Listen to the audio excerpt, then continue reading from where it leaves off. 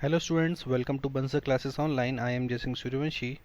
Last lecture में student हम reaching the age of adolescence chapter cover कर चुके थे। जितने भी टाइप की ग्लैंड है हम डिस्कस कर चुके हैं, सारे पॉइंट्स को हम डिस्कस कर चुके थे। तो आई होप आपने चैप्टर को लर्न कर लिया होगा और साथ ही साथ में आपने जितने भी मॉड्यूल के पीछे एक्सरसाइज है, मेनली ट्राई योर सेल्फ और जो एनसीईआरटी बेस्ड क्वेश्चन है सब्जेक्टिव, वो आपको लर्न करने हैं। तो सबसे पहले हम इंट्रोडक्शन वाले पार्ट से स्टार्ट करते हैं। नेचुरल रिसोर्सेज चैप्टर स्टार्ट करेंगे आज की क्लास में हम। और सबसे पहले इंट्रोडक्शन वाला पार्ट देख लेते हैं कि नेचुरल रिसोर्सेज का मतलब क्या होता है। तो बेटा यहाँ सबसे पहले रिसोर्सेज की डेफिनेशन दी गई है। A resource is a stock और सप्लाई ऑफ समथिंग यूजफुल, जो हमारे लिए यूजफुल है। और ये रिसोर्सेज कैसे हो सकते हैं? ये रिसोर्सेज या तो मेन मेड हो सकते हैं बेटा, या फिर नेचुरल रिसोर्सेज हो सकते हैं। तो कई बार आपसे पूछ लेता है रिसोर्सेज कितने टाइप के होते हैं बेटा। दो टाइप के रिसोर्सेज होते हैं। फर्स्ट होता है नेचुरल रिसोर्सेज और second is main made. Natural resources का मतलब क्या है बेटा? नाम से आपको पता चल रहा है कि जो भी रिसोर्सेज हमें नेचर के थ्रू ऑब्टेन होते हैं उन्हें बोलते हैं हम नेचुरल रिसोर्सेज। तो a resources which exist in nature is called a natural resources. जो भी नेचर में एग्जिस्ट करते हैं, ठीक है, नेचर के थ्रू हमें ऑब्टेन होते हैं, उन्हें बोलते हैं हम natural resources. It is not produced by any human being. ये ह्यूमन बीइंग के थ्रू नहीं प्रोड्यूस किए जाते, ये नेचर में प्रेजेंट होते हैं। Human beings and other animals depend upon these resources for their existence. हम सबको सरवाइव करने के लिए इन नेचुरल रिसोर्सेज की काफ़ी ज़्यादा ज़रूरत होती है, रिक्वायरमेंट होती है। तो रिसोर्सेज दो टाइप के बेटा, natural and main made. Natural resources कौन कौन से होते हैं जो कि हमें नेचर से मिल रहे हैं? जैसे water, crop, sunlight, wood, animals, ये सारे क्या है बेटा? ये सारे नेचुरल रिसोर्सेज हैं। मेन मेड कौन से? जो कि हमने प्रोड्यूस किए हैं, जैसे paper, soda, sheet, metal, rubber, brass. तो ये सारे क्या है? ये सारे मेन मेड रिसोर्सेज है। क्लियर बेटा? यहाँ तक समझ में आ गया आपको रिसोर्सेज का मतलब क्या है और नेचुरल रिसोर्सेज क्या होते हैं और मेन मेड रिसोर्सेज कौन कौन से। तो आपसे अगर सब्जेक्टिव क्वेश्चन पूछा जाता है तो आपको एग्जाम्पल भी साथ में लिखना है। इसके बाद डिस्कस करते हैं हम कि कौन कौन से नेचुरल रिसोर्सेज है जो कि अर्थ पे प्रेजेंट होते हैं। तो बेटा जैसा कि एयर है, एयर एक नेचुरल रिसोर्सेज है। वाटर, वाटर भी एक नेचुरल रिसोर्स है। लैंड भी एक नेचुरल रिसोर्स है। और तीनों की ही इम्पोर्टेंस है। आपको पता है हमें सरवाइव करने के लिए एक एटमॉस्फेयर या एयर की भी ज़रूरत होती है, वाटर हाइड्रोस्फेयर की भी ज़रूरत होती है, या फिर लैंड जो कि लिथोस्फेयर है उसकी भी ज़रूरत होती है। एटमॉस्फेयर का मतलब क्या है बेटा? जो पार्ट में एयर प्रेजेंट है, जहाँ पर अलग अलग गैसेस का बैलेंस प्रेजेंट है, उन्हें बोलते हैं हम एटमॉस्फेयर। तो हमारे एटमॉस्फेयर में अलग अलग टाइप के गैसेस प्रेजेंट है जो कि हमें सरवाइव करने में हेल्प करती है। हमें अर्थ पे हम जिंदा हैं तो इन्हीं गैसेस की वजह से हैं। तो ऑक्सीजन भी बहुत ज़रूरी है, नाइट्रोजन भी बहुत ज़रूरी है। जितने भी प्रोटीन्स बनती है वो सब नाइट्रोजन से बनी होती हैं। कार्बन डाइऑक्साइड भी काफ़ी ज़्यादा इम्पॉर्टेंट है।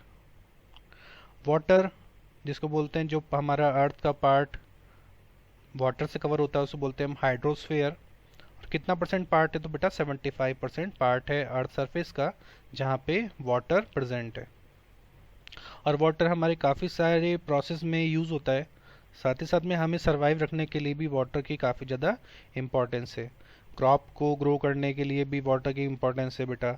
हमारी सेल्स के अंदर आधे से ज़्यादा पार्ट जो है वाटर का है, सबसे ज़्यादा पोर्शन जो है वो वाटर का है। क्लियर? तो इसीलिए वाटर भी हमारे लिए काफ़ी ज़्यादा इम्पॉर्टेंट है। लैंड भी बहुत ज़्यादा इम्पॉर्टेंट है हमारे लिए। और अर्थ का जो पार्ट लैंड से कवर है उसे बोलते हैं हम लिथोस्फेयर। तो लैंड क्यों ज़रूरी है हमारे लिए? तो बेटा लिथोस्फेयर जो है उसमें जो सॉइल प्रेजेंट है वो सॉइल क्रॉप को ग्रो करने के लिए बहुत ज़्यादा ज़रूरी है। अगर क्रॉप को ग्रो नहीं कर पाएंगे और या फिर सॉइल प्रेजेंट नहीं होगी तो फूड का प्रोडक्शन नहीं होगा।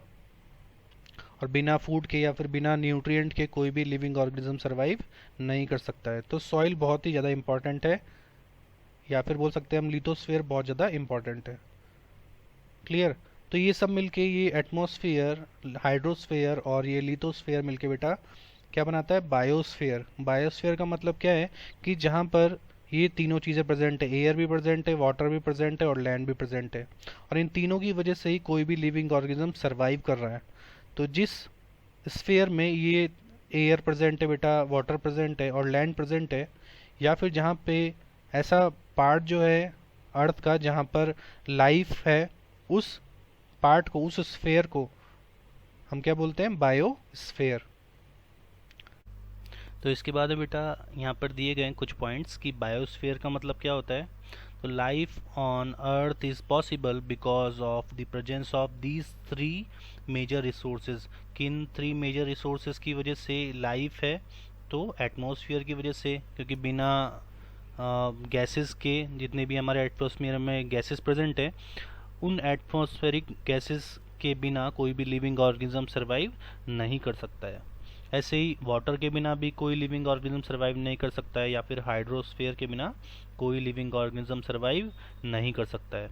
ऐसे ही लैंड, जो लैंड एरिया है बेटा, इसके बिना कोई भी क्रॉप ग्रो नहीं हो सकती है, ना ही फूड का प्रोडक्शन हो सकता है। तो लिथोस्फीयर के बिना भी कोई भी लिविंग ऑर्गेनिज्म सर्वाइव नहीं कर सकता है। A zone where the lithosphere, the atmosphere and the hydrosphere intersect and the life sustain is called the biosphere। तो जहाँ पर ये तीनों, जैसा कि आपको एक पिक्चर में दिख रहा है कि जहाँ पर तीनों स्फीयर एक दूसरे को इंटरसेक्ट कर रहे हैं, जहाँ पे तीनों स्फीयर प्रेजेंट है, इसी पार्ट में लाइफ प्रेजेंट है और इसी पार्ट को हम बोलते हैं बेटा बायोस्फीयर। तो जहाँ पर तीनों स्फीयर प्रेजेंट है, ये हाइड्रोस्फीयर, ठीक है, इसके बाद में एटमॉस्फेयर और तीसरा ये लिथोस्फीयर। जहाँ पर ये तीनों स्फीयर प्रेजेंट है, जहाँ पर लाइफ एग्जिस्ट करती है बेटा, इसी पार्ट को हम बोलते हैं बायोस्फीयर। अब बायोस्फीयर भी अलग अलग कंपोनेंट से मिलके बना है। कुछ ऐसे कंपोनेंट है बेटा जो कि नॉन लिविंग है, और कुछ ऐसे कंपोनेंट हैं जो कि लिविंग है। तो जो नॉन लिविंग कंपोनेंट होते हैं उसको बोलते हैं हम एबायोटिक कंपोनेंट।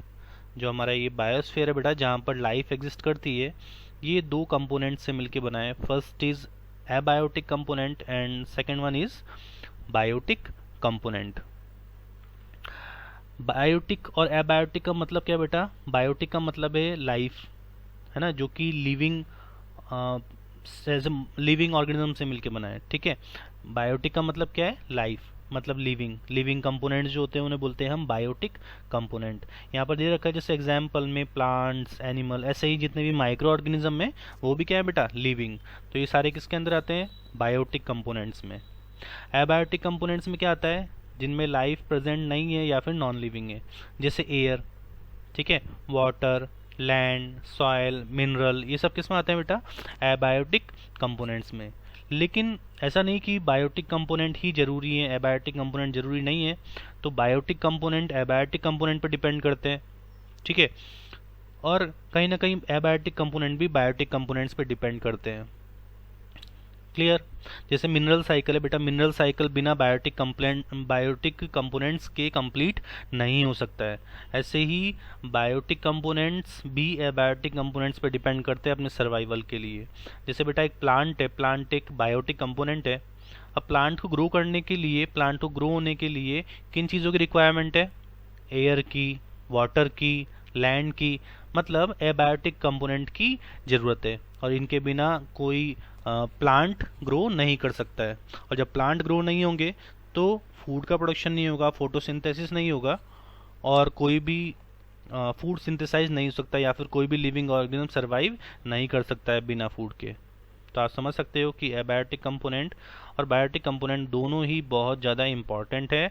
बायोस्फीयर दो कंपोनेंट से मिलकर बना है, एबायोटिक एंड बायोटिक, दोनों एक दूसरे पे डिपेंड करते हैं डायरेक्टली और इनडायरेक्टली। क्लियर? ये समझ में आया आपको? इसके बाद हमें यही जितने भी रिसोर्सेज हैं इनको आगे डिस्कस करना है। तो सबसे फर्स्ट रिसोर्सेज है बेटा एयर। तो आपको पता है एयर के अंदर काफ़ी सारी अलग अलग टाइप की गैसेस प्रेजेंट है। एयर क्या है बेटा? बहुत सारी गैसेस का मिक्सचर है। तो यहाँ पर ये सर कि आपको एक साइड में पिक्चर रिप्रेजेंट कर रही है कि कौन कौन सी गैसेस प्रेजेंट है। जो ये डार्क ग्रीन कलर की गैस है यहाँ पर रिप्रेजेंट कर रखी है, ये क्या है बेटा? ऑक्सीजन। तो ऑक्सीजन कितना परसेंट में है? 20% में। अदर गैसेस जो हैं ये रिप्रेजेंट कर रखा है लाइट ग्रीन से, तो यहाँ पे दिख रहा है आपको लाइट ग्रीन कलर का। ऐसे ही नाइट्रोजन, नाइट्रोजन जो है बेटा सबसे ज़्यादा पार्ट कवर कर रही है हमारे एटमॉस्फेयर में। सबसे ज़्यादा जो गैस का परसेंट है वो है नाइट्रोजन का, और कितना है बेटा, तो अराउंड 79% गैस जो है नाइट्रोजन है, 20% ऑक्सीजन है और 1% में बाकी सारी गैसेस प्रेजेंट है। तो नाइट्रोजन बहुत ज़्यादा इम्पॉर्टेंट है, क्योंकि बेटा आपको पता है नाइट्रोजन के बिना कोई भी लिविंग ऑर्गेनिज्म अपनी प्रोटीन को सिंथेसाइज नहीं कर सकता है, और बिना प्रोटीन के कोई भी लिविंग ऑर्गेनिज्म सरवाइव नहीं कर सकता, ना ही उसकी स्ट्रक्चर बन सकती है बिना प्रोटीन के, क्योंकि हमारी बॉडी की जो स्ट्रक्चर है वो भी प्रोटीन के थ्रू ही मेंटेन है। या फिर हमारी बॉडी के अंदर जितने भी फंक्शंस हो रहे, जितने भी एंजाइम फंक्शंस कर रहे हैं अपना, जितना भी हमारी बॉडी के अंदर हार्मोन्स फंक्शन कर रहे हैं, वो सब प्रोटीन से ही मिलके बने हैं। तो इन सब को बनाने में भी प्रोटीन बहुत ज़्यादा ज़रूरी है, और प्रोटीन बिना नाइट्रोजन के नहीं बन सकती है। तो आपको समझ में आ गया होगा नाइट्रोजन क्यों इम्पॉर्टेंट है। ऐसे ही बेटा कार्बन डाइऑक्साइड, तो कार्बन डाइऑक्साइड हम रेस्पिरेशन में जब एक्सेल जो गैस करते हैं वो कार्बन डाइऑक्साइड होती है, या फिर कोई भी लिविंग ऑर्गेनिज्म जब एक्सेल करता है तो CO2 रिलीज करते हैं। जैसे प्लांट भी बेटा CO2 रिलीज करते हैं एक्सेलेशन में, है ना। जितने भी लिविंग ऑर्गेनिज्म है, सपोज कोई एनिमल है, कोई ह्यूमन है, तो वो भी CO2 रिलीज करते हैं। जब कोई भी ऑर्गेनिक मैटर को बर्न किया जाता है तब भी CO2 रिलीज होती है कंबशन के थ्रू। और यही CO2 बहुत ज़्यादा इंपॉर्टेंट भी है, क्योंकि बिना प्लांट्स CO2 के फूड सिंथेसाइज नहीं कर सकते हैं। क्लियर। ऐसे ही प्लांट जब फोटोसिंथेसिस करते हैं बेटा तो ऑक्सीजन गैस रिलीज होती है, और ये ऑक्सीजन कितनी ज़्यादा ज़रूरी है आप भी जानते हो। हम ऑक्सीजन के बिना सरवाइव नहीं कर सकते हैं, ऑक्सीजन हमारी रेस्पिरेटरी गैस है। यहाँ पे लिखा है बेटा एक last point, other planets such as Mars and Venus contain majorly carbon dioxide. तो बेटा ये जो मार्स है और वीनस, इस पे ज़्यादा से ज़्यादा अमाउंट में कार्बन डाइऑक्साइड प्रेजेंट है। यहाँ पर दिखा रखा है 95% टू 97%। तो इसीलिए यहाँ पर लाइफ एग्जिस्ट नहीं हो सकती है। क्लियर।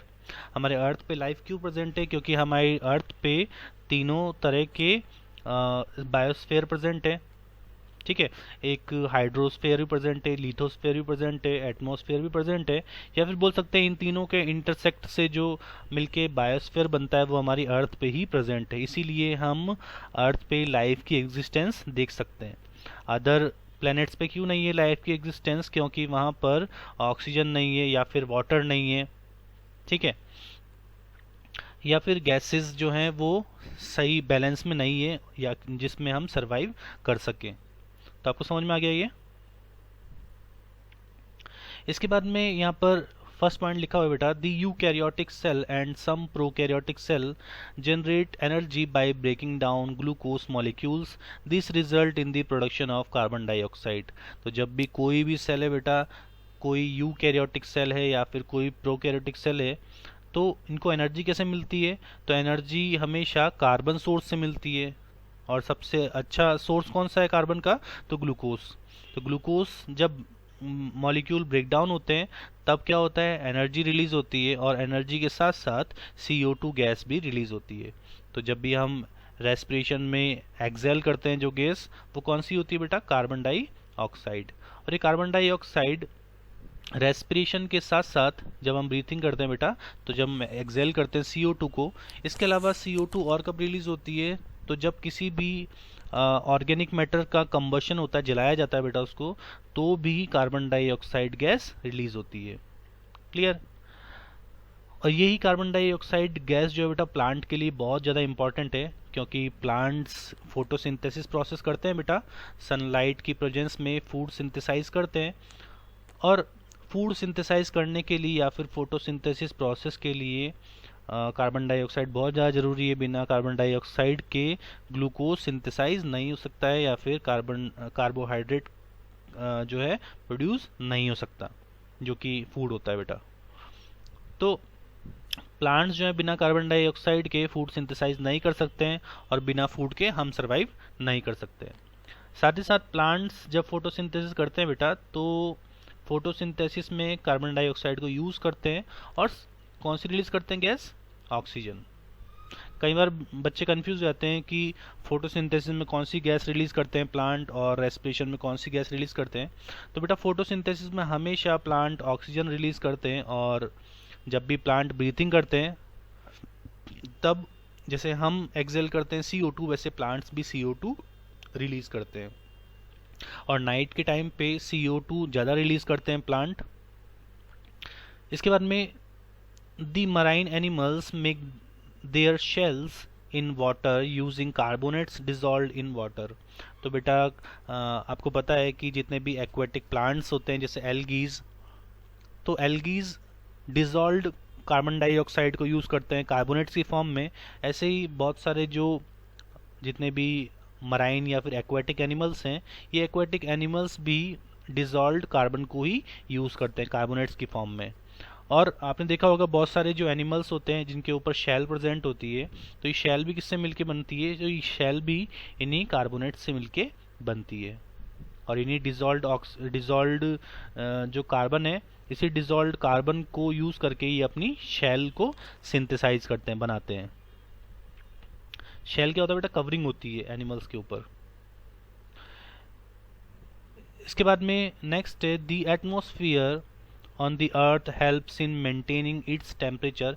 तो कैसे टेम्परेचर मेंटेन होता है बेटा? तो यहाँ पर लिखा है first point, the presence of gases around the earth prevents an increase in the temperature of the earth during the day time. तो आपको पता है बेटा डे टाइम पे सनलाइट की वजह से टेम्परेचर अर्थ का काफ़ी ज़्यादा होता है, और नाइट के टाइम पे जो टेम्परेचर है वो कम होता है।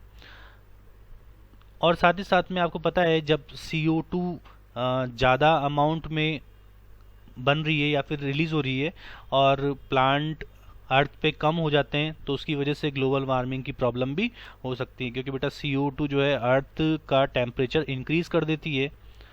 अगर प्लांट नहीं होंगे, डिफॉरेस्टेशन होगा, तो क्या होगा बेटा कि प्लांट्स CO2 को एब्जॉर्ब नहीं कर पाएंगे, क्योंकि प्लांट को कट कर दिया गया है। और प्लांट के नंबर अगर कम होते हैं तो CO2 को एब्जॉर्ब करने वाला कोई नहीं है, और CO2 का लेवल जब हमारे अर्थ पे बढ़ेगा तो इससे से ज़्यादा ग्लोबल वार्मिंग की प्रॉब्लम हो सकती है। The atmosphere prevents the heat on the earth in escaping the earth surface during the night time। तो नाइट टाइम पे क्या होता है बेटा? टेम्परेचर लो होता है। Moon has no atmosphere hence it faces extreme temperature ranging from. तो बेटा मून पे आपको पता है कि एटमॉस्फेयर नहीं है, तो यहाँ पर एक एक्सट्रीम टेम्परेचर देखने को मिलता है। यहाँ पर जो टेम्परेचर है काफ़ी कम भी हो सकता है, तो -190 डिग्री, और काफ़ी ज़्यादा भी हो सकता है, तो 110 डिग्री तक हो सकता है। तो एटमॉस्फेयर हमारी अर्थ पे टेम्परेचर को मेंटेन करने में भी हेल्प करता है। कभी अर्थ का टेम्परेचर ज़्यादा होता है तो रेन के थ्रू टेम्परेचर कम हो जाता है, ठीक है। कभी नाइट के टाइम पे आपको पता है कि मून की वजह से जो है टेम्परेचर कम हो जाता है। डे टाइम पे टेम्परेचर ज़्यादा होता है सनलाइट की वजह से। तो हमारा एटमॉस्फेयर भी बहुत ही इंपॉर्टेंट रोल प्ले करता है टेम्परेचर को मेंटेन करने में। तो यहाँ तक समझ में आ गया बेटा आपको? बिल्कुल। इसके बाद में नेक्स्ट है कि हमारा अर्थ का जो एटमॉस्फेयर है या जो टेम्परेचर है, उनके लिए और भी फैक्टर रेस्पॉन्सिबल है जो कि टेम्परेचर को मेंटेन करने में हेल्प करते हैं बेटा, जैसे wind, storm, breeze and rain. तो इन सब से भी हमारे अर्थ का टेम्परेचर मेंटेन रहता है। जब ज़्यादा हो जाता है टेम्परेचर तो इनके थ्रू टेम्परेचर कम भी हो जाता है। The formation of water vapour in the atmosphere can takes place due to the heating of water bodies and activities of living organism. तो बेटा कैसे होता है वाटर वेपर का फॉर्मेशन या फिर क्लाउड का फॉर्मेशन कैसे होता है?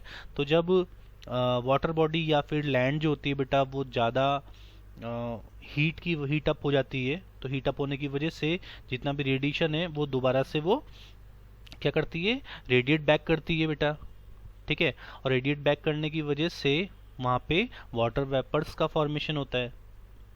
The atmosphere can heat up as the earth, water bodies and land radiate back the heat they absorb। तो अर्थ या फिर वाटर बॉडी जितना भी टेम्परेचर को एब्जॉर्ब करती है उसी एब्जॉर्ब्ड हीट को वो दोबारा से रेडिएट बैक कर देती है, जिसकी वजह से वाटर वेपर का फॉर्मेशन होता है।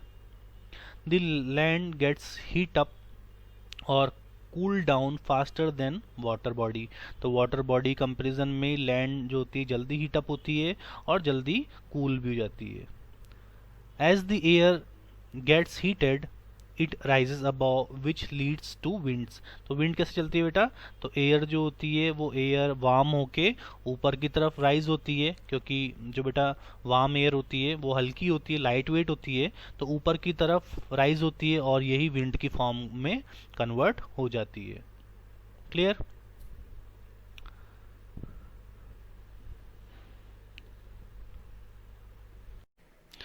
इसके बाद में नेक्स्ट है बेटा यहाँ पर during day time in coastal area. Coastal area में जो पानी वाली जगह होती है बेटा, वहाँ पर डे टाइम में क्या टेम्परेचर में चेंज होता है और जो विंड है उसका मूवमेंट कैसे होता है। तो यहाँ पर जैसा आपको एक पिक्चर में दिख रहा है बेटा, आपको पता है कि एयर जो होती है हमेशा हाई प्रेशर से लो प्रेशर की तरफ मूव करती है। एयर कैसी है, हमेशा हाई प्रेशर से लो प्रेशर की तरफ मूवमेंट होता है एयर का। तो कोस्टल एरिया में इससे क्या टेम्परेचर में चेंज होता है जिसकी वजह से डे टाइम में जो एयर है वो सी की तरफ से लैंड की तरफ मूव करती है, और नाइट टाइम में इसका जस्ट अपोजिट होता है बेटा। नाइट के टाइम में जो एयर है या फिर विंड जो है वो लैंड से सी लेवल की तरफ मूव करती है। तो क्या ऐसा टेम्परेचर में चेंज होता है जिसकी वजह से यहाँ पे प्रेशर में चेंज देखने को मिलता है। तो अभी जैसा हमने डिस्कस किया बेटा कि जो लैंड होती है वो वाटर की कंपैरिजन में जल्दी हीट अप भी होती है और जल्दी कूल डाउन भी होती है। तो डे टाइम में आपको पता है लैंड जल्दी हीट अप होती है सनलाइट की वजह से, और हीट अप होने की वजह से जो गैसेस होती हैं वो वार्म होके राइज होती हैं बेटा ऊपर की तरफ, और एक लो प्रेशर वाला एरिया बना लेती है। इसी कंपैरिजन में अगर हम देखें कि सी लेवल में क्या होता है, तो बेटा सी के ऊपर यहाँ पर आपको पता है कि सी जो है जल्दी हीटअप नहीं हो पाता है लैंड की कंपैरिजन में, और जल्दी हीटअप नहीं हो पाता तो यहाँ पर डेंस एयर होती है।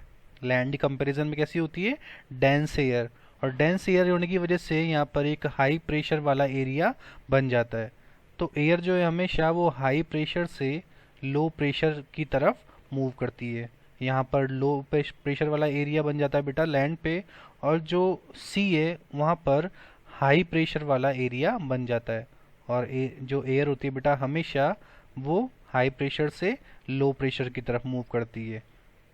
कब, डे टाइम में, ठीक है। और डे टाइम में क्यों हो रही है बेटा, क्योंकि डे टाइम में लैंड वाला जो पार्ट है वो जल्दी हीटअप होता है, और जल्दी हीटअप होने की वजह से यहाँ से गैसेस गर्म होके ऊपर की तरफ उठती हैं, ठीक है।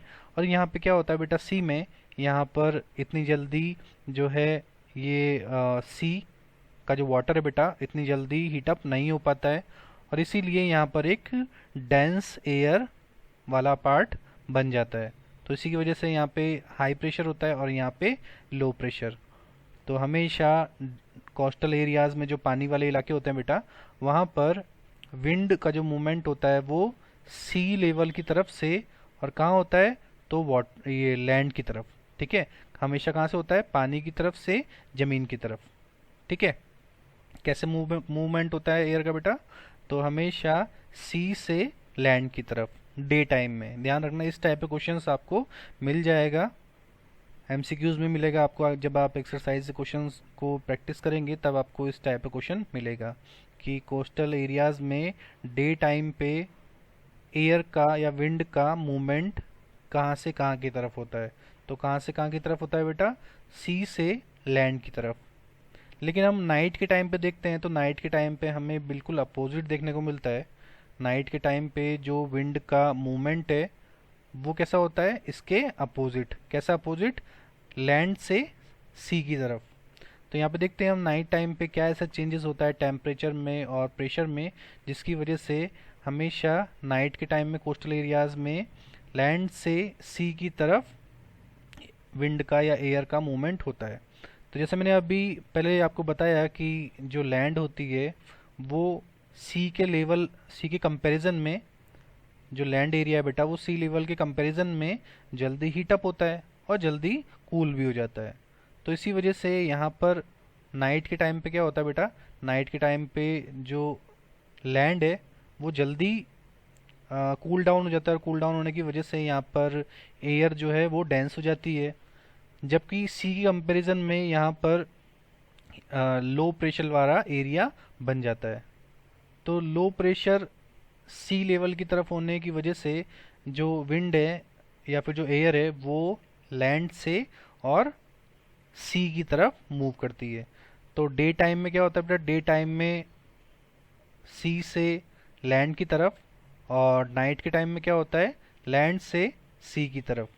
क्यों होता है, क्योंकि डे टाइम में सी का प्रेशर ज़्यादा होता है और नाइट के टाइम में लैंड का प्रेशर ज़्यादा होता है। क्लियर, ये समझ में आ गया आपको बिल्कुल। इस तरह क्वेश्चन आपको बिल्कुल मिलेगा जब आप प्रैक्टिस करेंगे क्वेश्चंस की, एमसीक्यूज़ के, तो वहाँ पर इससे रिलेटेड क्वेश्चन आपको मिल जाएगा, प्रेशर से रिलेटेड या फिर एयर से रिलेटेड। क्लियर। इसके बाद कुछ और फैक्टर्स हैं जो कि विंड के फॉर्मेशन को या फिर विंड के मूवमेंट को अफेक्ट करते हैं। यहाँ पर दे रखा है जैसे uneven heating of earth atmosphere. तो हीटिंग की वजह से बेटा प्रेशर जो है, प्रेशर एरिया वो इंक्रीज हुआ कहीं पे या फिर कहीं पे डिक्रीज होता है, जिसकी वजह से जो विंड है उसके मूवमेंट में या फॉर्मेशन में अफेक्ट होता है। इसके बाद में रोटेशन ऑफ द अर्थ, अर्थ के रोटेशन पे भी डिपेंड करता है, और साथ ही साथ माउंटेन्स जो होते हैं उनकी प्रेजेंस भी यहाँ पर एक विंड के मूवमेंट को अफेक्ट करती है।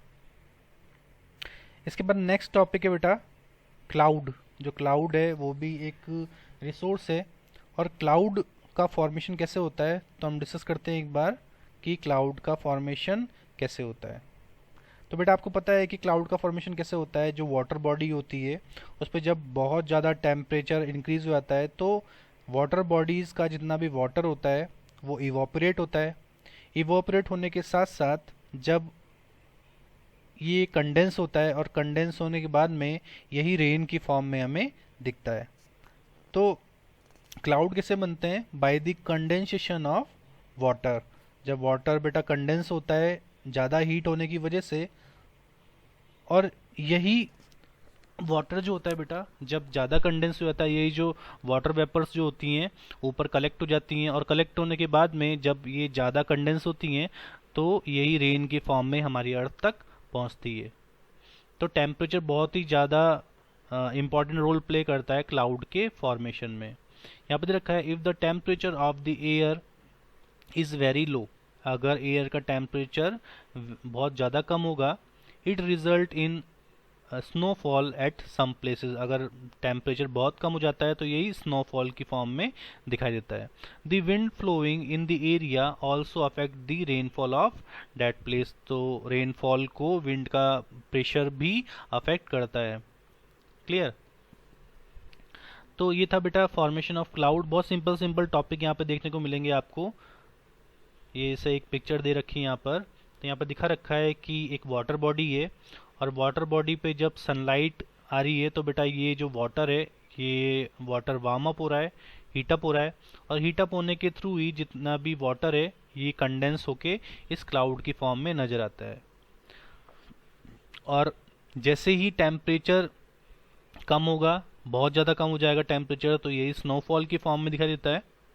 और जब थोड़ा ज़्यादा टेम्परेचर होगा तो यही रेन की फॉर्म में हमें नज़र आएगा। क्लियर।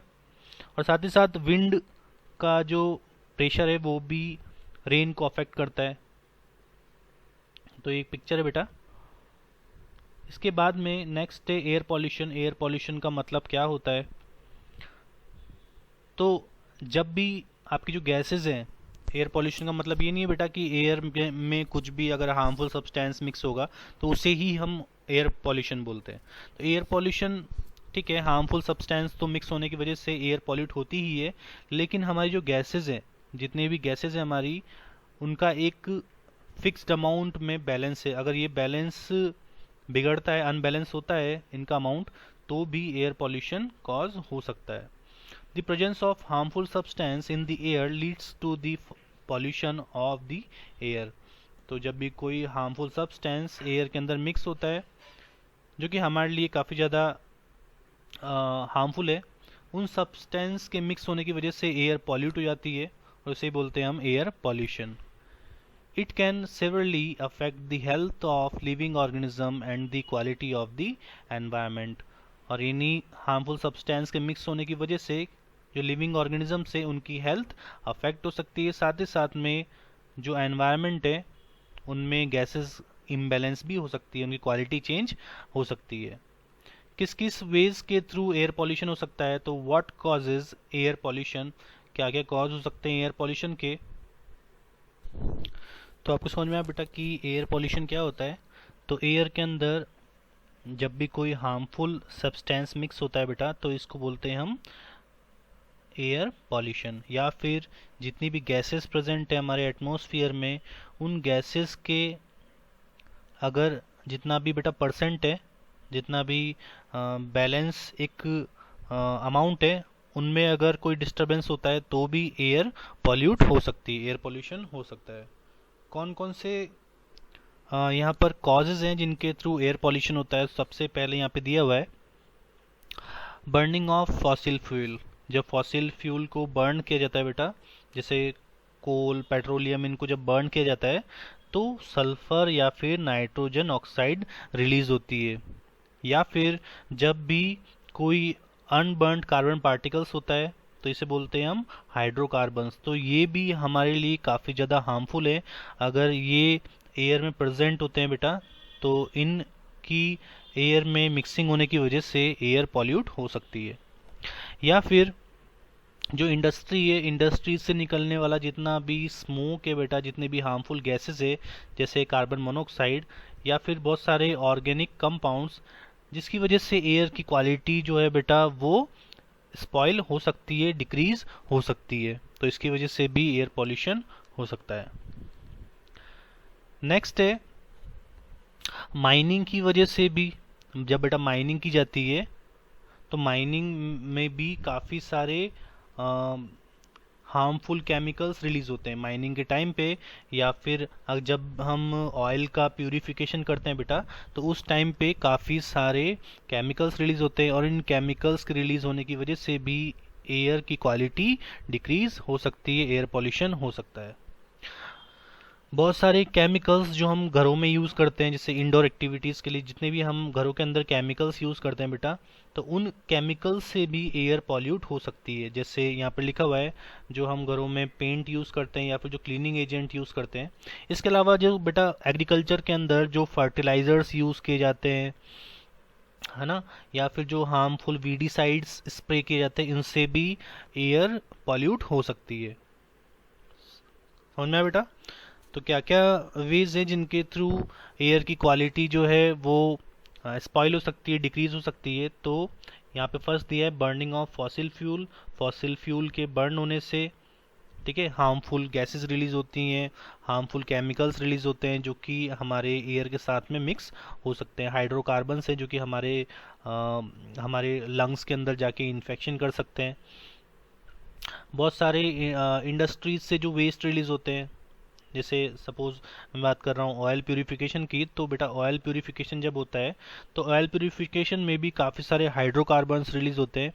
और साथ ही साथ में ये हाइड्रोकार्बन्स जो होते हैं हमारे लिए काफ़ी ज़्यादा हार्मफुल होते हैं। हमारे रेस्पिरेटरी ट्रैक्ट को ये जो ऑक्सीजन इनहेल करने की कैपेसिटी है उसको लो कर सकते हैं। इसके बाद माइनिंग के अंदर भी काफ़ी सारे हार्मफुल केमिकल्स रिलीज होते हैं। इंडोर एक्टिविटीज़ के अंदर जो भी हम केमिकल्स यूज़ करते हैं घरों के अंदर, उन केमिकल्स के थ्रू भी एयर पॉल्यूट हो सकती है। हम डीओ यूज़ करते हैं बेटा, जो स्प्रे यूज़ करते हैं, परफ्यूम यूज़ करते हैं, इनके थ्रू भी जो एयर है उसकी क्वालिटी डिक्रीज हो सकती है, एयर पॉल्यूट हो सकती है। इसके बाद में सस्पेंडेड पार्टिकुलेट मैटर एसपीएम। तो ये भी जो होते हैं बेटा, ये लंग्स के अंदर इन्फेक्शन कॉज करते हैं। तो ये भी छोटे छोटे से माइन्यूट साइज के डस्ट पार्टिकल्स होते हैं और ये डस्ट पार्टिकल्स एयर के साथ में मिक्स होके हमारे रेस्पिरेटरी ट्रैक्ट में डैमेज कर सकते हैं। उनकी जो ऑक्सीजन को इनहेल करने की कैपेसिटी है उसको लो कर सकते हैं। इसके बाद में नेक्स्ट है एक topic what are the effects of air pollution, अगर एयर पॉल्यूशन होता है तो उसके क्या क्या इफेक्ट्स हो सकते हैं। तो फर्स्ट है बेटा एसिड रेन, तो एसिड रेन हो सकती है, क्लियर। और एसिड रेन आप जानते हो क्यों हार्मफुल है, तो बेटा जितने सारे हिस्टोरिकल ऑब्जेक्ट्स होते हैं उनको डैमेज होता है एसिड रेन से। हमारे सॉइल की जो कंपोजिशन होता है वो डिस्टर्ब होता है, क्लियर। हमारी जो क्रॉप्स होती है बेटा वो डैमेज हो जाती हैं। एनिमल्स और सब ह्यूमंस की बात करते हैं तो काफ़ी सारी डिजीज़ हो जाती हैं उनमें। इसके बाद हार्मफुल डिजीजेज एंड एलर्जीज, अगर हमारे एयर के अंदर जो हमारी एयर है उसकी क्वालिटी अगर सही नहीं होगी बेटा, लो क्वालिटी होगी, तो क्या होगा, बहुत सारे लंग्स के अंदर इन्फेक्शन हो सकते हैं, एलर्जी हो सकती है, हमें डिजीज़ कॉज हो सकती है। जैसे यहाँ पे दिया है हार्ट प्रॉब्लम हो सकती है बेटा, लंग्स के अंदर प्रॉब्लम हो सकती है, कैंसर, या फिर एलर्जिक रिएक्शंस हो सकती है स्किन और आइज़ में। इसके अलावा जो एयर पॉल्यूशन होती है उसकी वजह से विजिबिलिटी भी डिक्रीज़ हो जाती है ना। कई बार आपने देखा होगा स्मोक हो जाता है बहुत ज़्यादा, जिसकी वजह से हम नहीं देख पाते हैं, है ना। कई एक्सीडेंट भी होते हैं इसकी वजह से। ग्लोबल वार्मिंग, तो ग्लोबल वार्मिंग में क्या होता है बेटा, कुछ गैसेस होती हैं और इन गैसेस को बोलते हैं हम ग्रीन हाउस गैसेस। इन गैसेस की वजह से अर्थ का टेम्परेचर इंक्रीज़ हो जाता है, और इंक्रीज़ होने की वजह से जो बेटा ग्लेशियर की आइस है वो धीरे धीरे मेल्ट होने लगती है। और ग्लेशियर में भी काफ़ी सारे जो एनिमल्स हैं उनका हैबिटेट क्या है बेटा, ग्लेशियर, और ये ग्लेशियर नहीं रहेगा तो उनका हैबिटेट भी कहीं ना कहीं डिस्टर्ब हो रहा है। ऐसे ही ओजोन लेयर डिप्लीशन, तो बेटा बहुत सारे गैसेस ऐसे भी जैसे CFC, क्लोरोफ्लोरोकार्बन, तो क्लोरोफ्लोरोकार्बन के थ्रू हमारी जो अर्थ है, इसकी अर्थ के जो एक ऊपर लेयर प्रेजेंट है बेटा उसको बोलते हैं हम ओजोन लेयर। ये ओजोन लेयर जितनी भी रेडिएशन होती है बेटा, जितने भी रेडिएशन आती है हमारी अर्थ तक, उसको रोकने का काम करती है। तो जब हम CFC का ज़्यादा से ज़्यादा यूज़ करते हैं, हमारे जो DO होता है बेटा, जो फ्रिज से निकलने वाली जो गैसेस होती हैं उन सब के अंदर CFC प्रेजेंट होती है। तो ये CFC अगर ज़्यादा अमाउंट में यूज़ करेंगे तो ओजोन की लेयर जो है वो धीरे धीरे थिन होने लगेगी। इसे क्या बोलते हैं हम, ओजोन लेयर डिप्लीशन। तो इसकी वजह से जितनी भी रेडिएशन है वो अर्थ तक आएगी, और अर्थ पे आने के साथ साथ अर्थ का टेम्परेचर भी इंक्रीज करेगी, और जिसकी वजह से भी ग्लोबल वार्मिंग की प्रॉब्लम हो सकती है, या फिर स्किन कैंसर होने के चांसेस हो सकते हैं, क्लियर। बहुत सारे क्रॉप्स जो हैं वो डैमेज हो सकती हैं बेटा। तो ये सारे हार्मफुल इफ़ेक्ट्स हैं एयर पॉल्यूशन के। एयर पॉल्यूशन पे कई बार सब्जेक्टिव क्वेश्चन आता है तो आपको इस तरीके से पॉइंट की फॉर्म में लिखना है। जैसे यहाँ पे लिखा first acid rain, second harmful disease and allergies, third लिखा बेटा decrease in the visibility, global warming and ozone layer depletion. तो आप पॉइंट्स में लिखोगे तो आपको ज़्यादा मार्क्स मिलते हैं, तो आपको इस चीज़ का ध्यान रखना है। और साथ ही साथ हमने जो कॉजेज़ देखे थे अभी, वो कॉजेज़ भी आपको इसी तरीके से लिखना है, ठीक है। तो हमने आज की क्लास में न्यू चैप्टर स्टार्ट किया। हमने थोड़ा सा इंट्रोडक्शन पार्ट देखा इस चैप्टर का, रिसोर्सेज क्या होते हैं, स्फीयर कौन कौन से, बायोस्फीयर किन किन कंपोनेंट से मिलके बना है, ठीक है। विंड क्या होती है, विंड का जो मूवमेंट है वो कैसे होता है, हमेशा high pressure to low pressure. High pressure coastal area में किस टाइम होता है और लैंड पे, और लो किस टाइम पे होता है। तो इससे रिलेटेड भी क्वेश्चन आपको देखने को मिल सकते हैं MCQs में।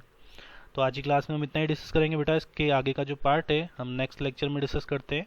तब तक के लिए आप इस चैप्टर के अभी तक हमने जितना पार्ट पढ़ा है उससे रिलेटेड आपको जो क्वेश्चंस मिलते हैं एक्सरसाइज में उनकी प्रैक्टिस कीजिए।